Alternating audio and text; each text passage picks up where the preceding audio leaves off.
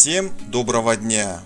В начале прошлого века Кожмукан Мунайтпасов стал первым казахом, завоевавший титул чемпиона мира по французской борьбе. Сегодня мы вам покажем уникальное архивное видео Кожмукана Мунайтпасова. Пожалуй, нет в нашей стране человека, кто не знал бы имя знаменитого казахского борца и циркового артиста Кожмукана Мунайтпасова, который неоднократно становился чемпионом мира по классической борьбе среди профессионалов.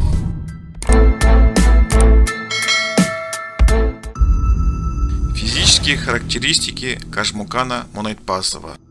Кожмукан был действительно крепкого батырского телосложения, рост 195 см, вес 139 кг. В 1946 году он весил 174 кг. Окружность бедра 71 см, бицепсы 47 см, окружность шеи 56 см, размер обуви 54.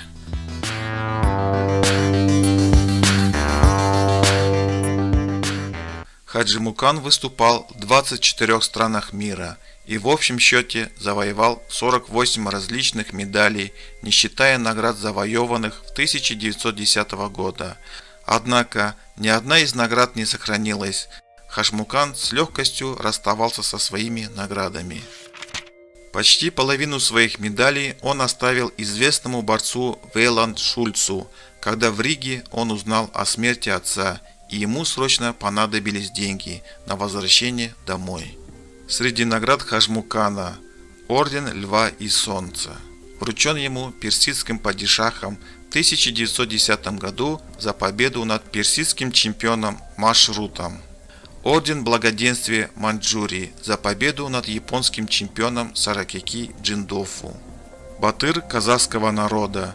Это официальное почетное звание, присвоенное в 1927 году ЦИК Казахстана Кожмукану Мунайтпасову, первому казаху, ставшему чемпионом мира по борьбе.